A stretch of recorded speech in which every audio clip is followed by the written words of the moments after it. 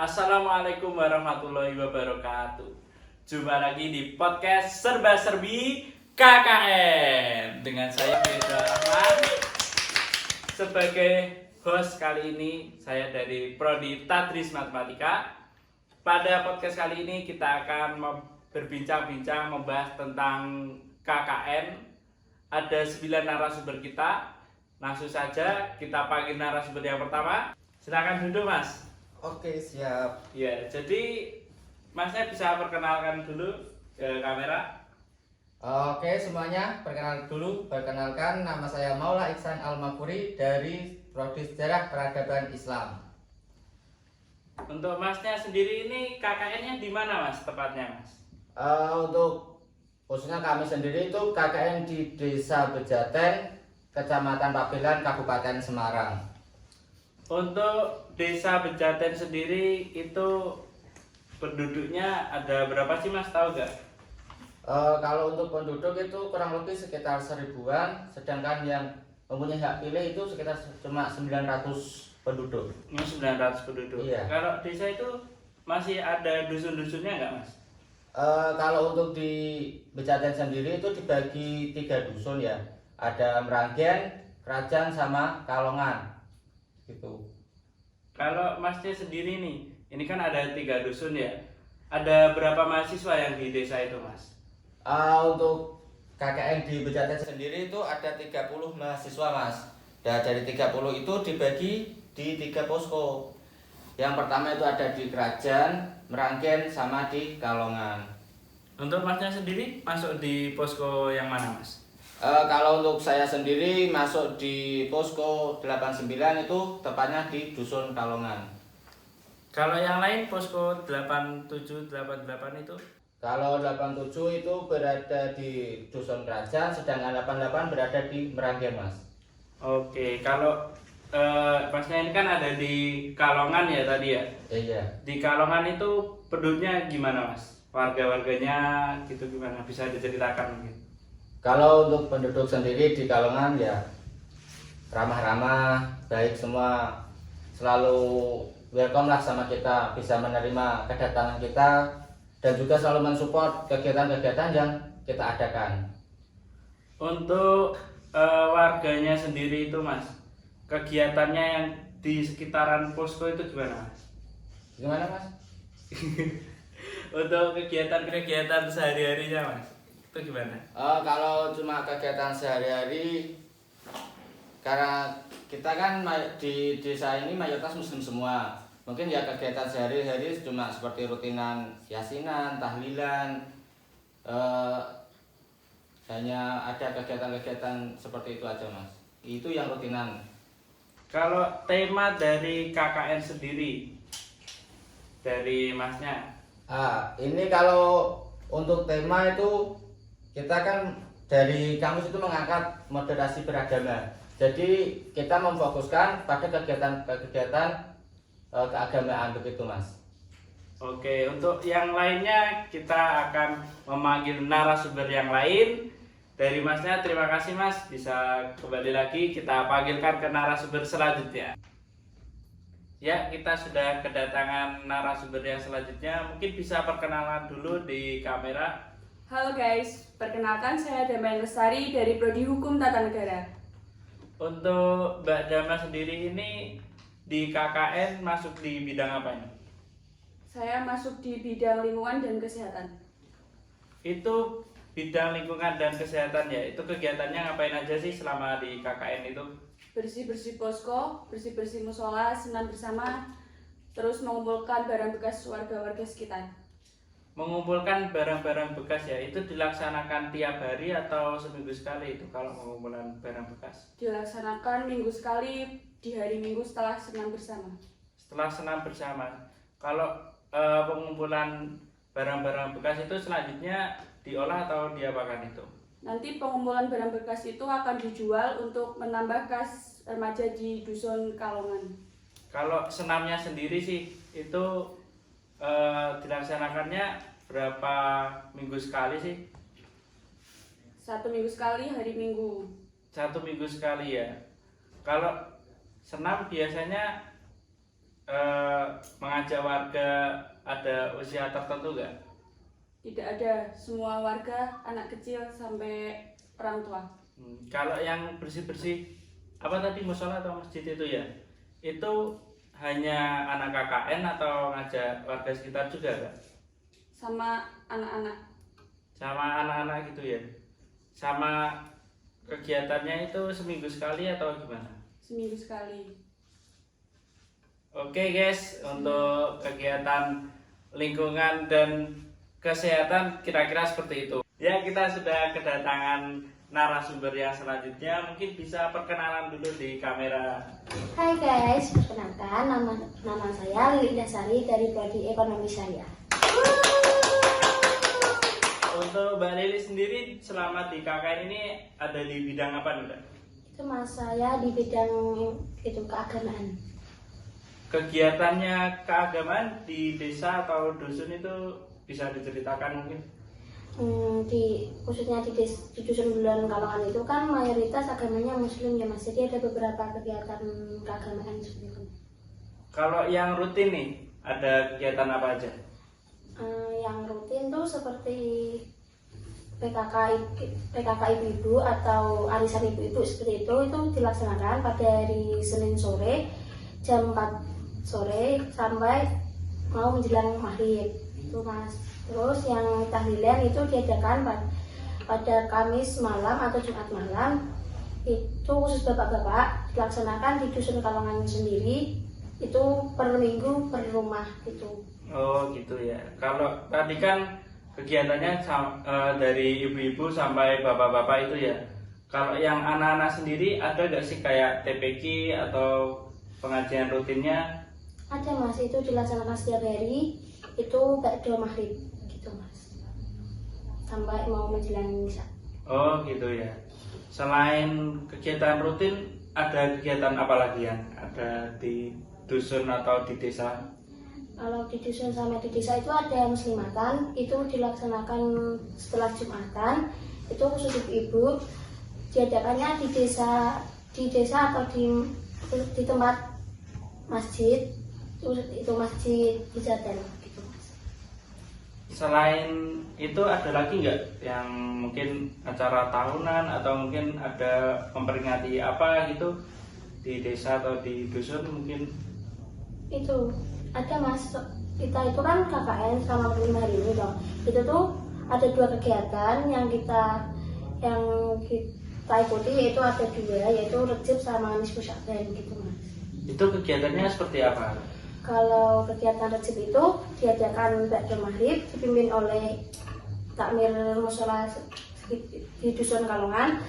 Itu kegiatannya itu tahlilan biasa. Kalau Rejaban itu setelah itu dilanjutkan makan bersama warga dusun Kalongan, dilanjutkan sholat isya berjamaah gitu mas. Oh gitu ya. Itu jadi bisa kalian simak tadi beberapa kegiatan keagamaan yang ada di desa ataupun di dusun.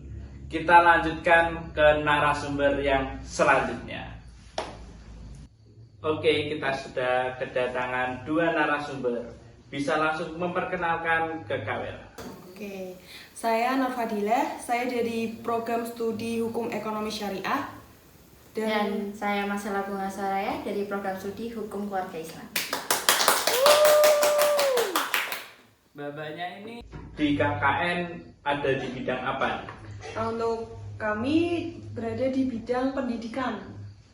Bidang pendidikan itu mengajar di sekolahan atau seperti apa? Bisa diceritakan mungkin kegiatannya? Nah, untuk di bidang pendidikan sendiri, kami mengajar PAUD, RA, dan MI. Untuk di bawah sendiri, kami mengajar setiap hari Sabtu, dan itu kegiatannya setelah kegiatan rutin seperti senam dan jalan santai. Kemudian bahan ajarnya untuk PAUD dan RA itu dari kami semua. Kemudian untuk yang mengajar MI itu hanya dari mahasiswa yang berasal dari program studi pendidikan. Karena kan mengajar MI kan juga butuh keahliannya mas ya. Jadi hanya bisa dari program studi pendidikan saja. Selain mengajar PAUD, RA, dan MI, kami juga mengajar ngaji di musola. Mengajar ngaji di musola itu dilakukan setiap hari bergantian 5 orang dari setiap posko. Dan itu dari maghrib, sholat maghrib berjamaah sampai sholat isya berjamaah. Selain itu, setiap hari Jumat juga kami mengajar ngaji di Pondok Modern An-Nur. Selain kegiatan yang ada di sekolah dan juga di pondok, ada kegiatan lainnya nggak? Ada Mas, ada bimbel. Untuk bimbel sendiri itu ada 3. Yang pertama itu bimbel RA, untuk yang kedua itu bimbel di Mbah Kres, dan yang ketiga itu bimbel di posko ini di Kalongan. Untuk pelaksanaan bimbelnya itu seperti apa? Untuk bimbel RA sendiri itu dilaksanakan di hari Kamis, Jumat, Sabtu sehabis pulang anak-anak RA. Untuk yang diajarkan itu anak-anak RAB yang akan memasuki jenjang sekolah berikutnya yaitu SD atau MI. Untuk bimbel di Mbah Kres itu dilaksanakan pada hari Selasa dan Kamis sehabis Mbah Kres mengajarkan ngaji di anak-anak di Dusun Belan. Untuk bimbel di posko sendiri itu kita bebas untuk waktunya. Anak-anak datang sendiri, biasanya kita ada waktu luang kita mengajarkan apa yang anak-anak minta. Oh gitu ya. Mungkin itu untuk kegiatan yang bidang pendidikan di KKN ini. Kita lanjut ke narasumber berikutnya. Oke, narasumber yang selanjutnya langsung saja perkenalan di kamera. Hai, aku Alvina Puri Maula Husna dari program studi akuntansi syariah. Untuk bidang di KKN-nya dapat di bidang apa nih Kak? Kalau aku di bidang sosial dan kemasyarakatan. Bidang sosial kemasyarakatan itu kegiatannya apa aja sih? Kalau di saya ada 3 nih, ada PKK, Posyandu, sama kumpulan Karang Taruna. Tapi kalau Posyandunya sendiri itu masih ada 3 lagi. Yang pertama itu Posyandu Balita, sama Ibu Hamil, dan yang terakhir itu Pospindu.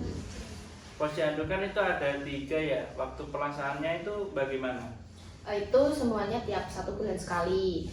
Yang pertama itu kayak yang Posyandu Balita itu di bulan Januari itu di tanggal 19. Kalau yang Ibu Hamil itu di tanggal 22 Februari kemarin itu. Kalau yang Pospindu tadi ya itu sudah dilaksanakannya juga sebulan sekali ya kira-kira? Iya, sebulan sekali semua Kak. Kalau yang PKK seperti apa? PKK pun sebulan sekali. Yang bulan Januari kemarin kebetulan lagi membahas mengenai kasus polio gitu Kak. Kalau yang Karang Taruna itu kegiatannya bagaimana? Kalau Karang Taruna itu nanti kan dari kita, posko kita itu ada perwakilan untuk datang ke Karang Tarunanya, terus membahas kegiatan yang ada di Karang Taruna, kayak yang disebutkan oleh Kak Damba tadi ya Kak ya. Di kegiatan Karang Tarunanya itu ada pengumpulan barang bekas untuk menambah kas remajanya itu Kak. Mungkin itu untuk kegiatan di bidang sosial dan kemasyarakatan. Kita lanjut ke narasumber berikutnya. Oke, kita lanjutkan ke narasumber berikutnya. Bisa langsung perkenalan di kamera. Oke Mas. Halo guys. Perkenalkan nama saya Devi Ratnasari dari Prodi PGMI, Pendidikan Guru Madrasah Ibtidaiyah. Oke, Mbak Devi ini mau menceritakan yang ada di KKN ya. Bisa diceritakan dulu. Oke, Silakan ini boleh langsung. diminum dulu nggak Mas? Boleh, biar lancar ceritanya. Iya.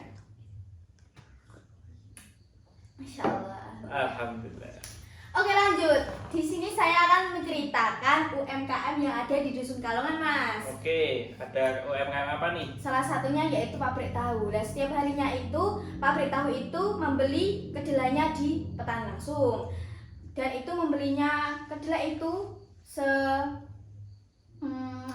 berapa ya? 40 kilo. 40 kilo Iya. sehari. Setelah kedelainya itu dicuci, kemudian direbus, dan pas direbus itu ada endapan sari kedelainya dan ada ampas tahunya. Iya. Ampas apa kedelainya? Gitu. Ampas kedelainya. Untuk yang jadi tahu itu apakah dari kedelai direbus langsung dicetak atau digiling atau gimana ini, Mbak? Untuk ampas tahunya itu disingkirkan dulu Mas, Oh, iya. diambil dulu. Itu karena itu kan ampas ya. Nah, terus yang kedelainya itu kan masih bulat-bulat, masih membentuk seperti bulatan kedelai itulah. Iya. Kemudian itu digiling. Digiling. Ya, setelah digiling kan ada sarinya itu, sari kedelainya itu, kemudian itu juga disingkirkan, didewek lah. Setelah disingkirkan, apakah langsung dicetak atau gimana Pak ini?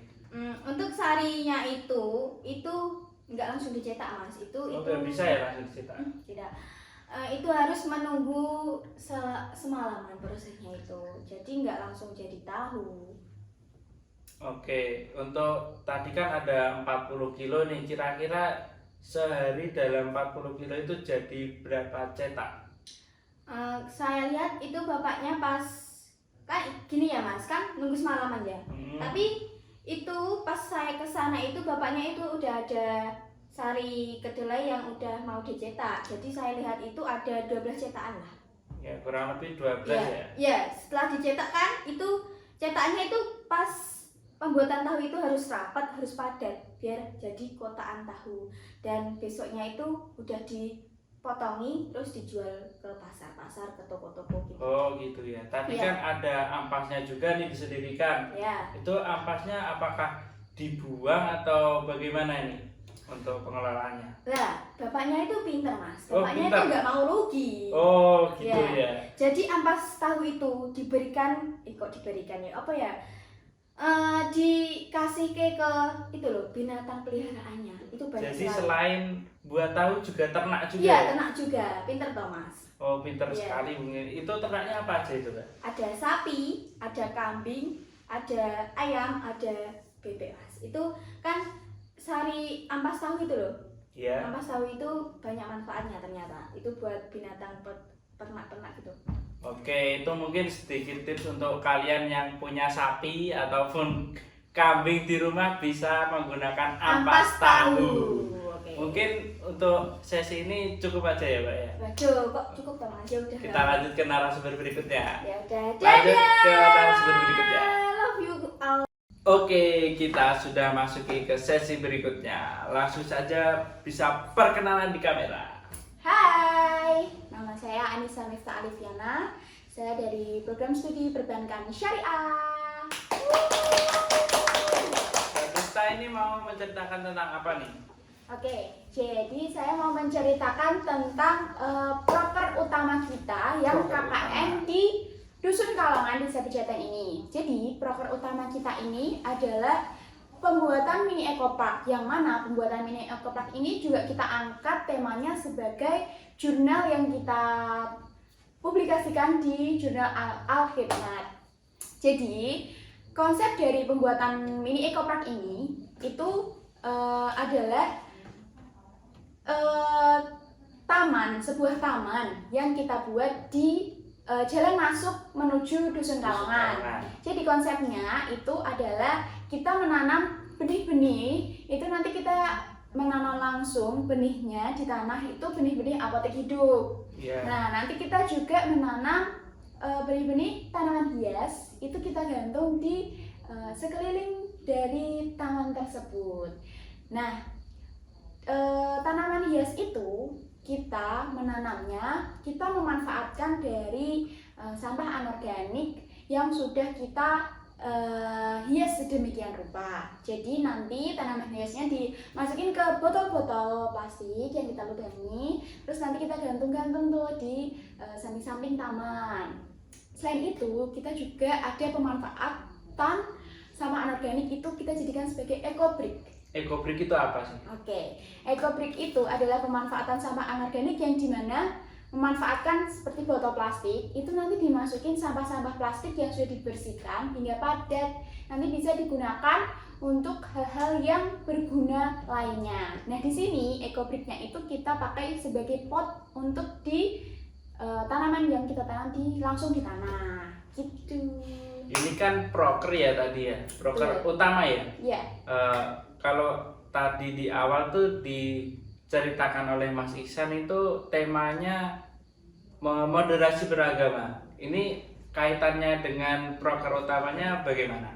Oh, oke. Jadi karena tema KKN kita ini moderasi beragama, proker utama kita ini juga ada sangkut pautnya dengan moderasi beragama. Kita juga mengangkat tema memasukkan moderasi beragama ini ke dalam mini ekopark kita. Jadi kita memasukkan papan, jadi kita memasukkan beberapa papan yang nanti kita hias dan kita tulisin kutipan hadis yang dijadikan sebagai quotes yang nanti kita taruh di mini ekopark tersebut, yang berguna untuk agar dapat dilihat oleh warga, anak-anak itu biar bisa membaca, yang tanpa kita sadari jika itu terpampang seperti itu nanti lama-lama kan kita bisa hafal, ya gak? Hafal dari hadisnya tadi ya. Nah, betul. Jadi kan lama-lama tanpa sadari kita hafal. Nah, karena khususnya anak-anak ya, karena zaman sekarang ini anak-anak kurang sekali ya. Lebih suka nge-game sih kayaknya sih. Literasi untuk mencari hal-hal seperti itu sepertinya kurang. Makanya kita cantumkan di situ untuk penguatan moderasi beragama sesuai dengan tema KKN kita. Gitu. Oke, mungkin untuk sesi kali ini cukup, kita lanjutkan ke narasumber berikutnya. Bye-bye. Oke, kita sudah memasuki ke sesi yang terakhir. Untuk narasumber yang terakhir, langsung saja perkenalkan diri Anda. Baik, terima kasih Mas. Perkenalkan, nama saya Ahya Fataleria dari program studi pendidikan guru Madrasah Ibtidaiyah. Untuk kegiatannya di selama KKN ini apa aja sih, bisa diceritakan? Oke, untuk kegiatan KKN yang akan saya ceritakan ini berkaitan dengan program kerja yang ada kerjasama dengan posko-posko lain. Jadi di Desa Pejaten ini kan ada 3 posko, posko 87, 88, sama 89. Salah satu yang pertama itu ada piket di balai desa. Jadi piket di balai desa itu setiap posko mengirimkan 1 orang untuk piket, dan itu dilaksanakan pada hari Senin sampai Jumat. Senin sampai Jumat. Ya, terus yang kedua ada apel pagi di Kecamatan Pabelan. Kalau yang itu tadi dilaksanakannya tiap hari apa? Yang apelnya itu. Apel itu setiap hari Senin, Mas. Untuk lama apelnya durasinya berapa menit kira-kira? Paling cuma 15 menit. 15 menit Ya, ya. dimulai setengah 8. Kalau yang piket itu berapa lama mereka piket? Piket itu fleksibel ya Mas, tapi kita berangkat paling enggak ya minimal dari jam 8 sampai jam 9. Terus nanti kita bisa pulang itu kalau enggak banyak tugas ya kita pulangnya duhur, tapi kalau lagi banyak kerjaan ya kita jam 2 baru pulang. Berarti menyesuaikan dengan yang di balai desa Ya, betul. Tadi kan ada kegiatan yang rutin nih. Ada nggak sih kegiatan yang bareng-bareng, acara besar atau bagaimana itu di desa? Nah, untuk acara besarnya itu barusan kemarin malam Senin itu ya. dilaksanakan. Itu ada bejatan bersolawat dan itu dilaksanakan di aula balai desa. Itu diisi sama Habib Hundi Alkaf dari Solo, lalu diiringi sama tim rebana dari desa sini, desa Bejatan, yaitu tim rebana Jamiro gitu. Terus untuk rangkaian acaranya itu yang pertama dari kita. Jadi kan karena itu acara penarikan perpisahan. Itu acara perpisahan dari mahasiswa KKN sama warga masyarakat desa sini. Dan nanti dilanjut sama sholawatan, baru kita foto bersama gitu. Untuk pelaksananya kan udah kemarin nih, itu dimulai dari jam berapa sih? Kemarin itu molor sedikit Mas karena hujan, jadi kita molor setengah jam, yang awalnya mulai jam 8 jadi setengah 9. Untuk selesainya sendiri sampai jam berapa? Selesainya itu sekitar jam 11-an. Ya kurang lebih 2 jaman lah ya berarti ya. Mungkin cukup sekian untuk sesi tanya jawab Q&A, berbincang-bincang dengan para narasumber kita. Kita lanjutkan ke sesi berikutnya. Oke, kita memasuki tips and trick untuk kalian yang akan melaksanakan KKN baik di tahun ini, tahun depan, ataupun kapanpun. Untuk tips yang pertama, pastikan kalian menjaga kesehatan kalian. Karena apa? Jika kalian sakit, maka prokernya nggak jalan. Oleh karena itu, jaga kesehatan kalian biar kalian bisa menjalankan program-program kerja yang telah kalian susun dan bisa bersemangat dalam menjalani KKN. Untuk tips yang kedua, pastikan kalian itu harus ramah dengan warga-warga sekitar. Karena kita datang ke sini pasti kita tidak tahu tempatnya seperti apa dan kita pasti membutuhkan bantuan semua warga yang ada di sekitar kita agar program kerja kita bisa berjalan dan selalu disupport oleh warga di sekitar kita. Untuk tips yang ketiga, pastikan kalian selalu bersyukur. Bagaimanapun keadaan kalian saat itu, kita harus selalu bersyukur. Karena apa? Jika kita bersyukur, maka nikmat yang akan Allah berikan pasti lebih banyak. Mantap.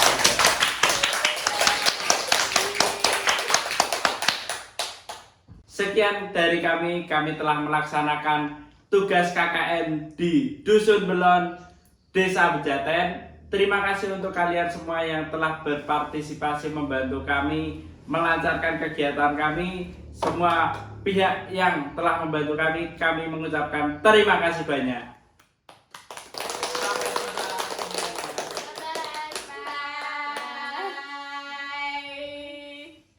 Wassalamualaikum.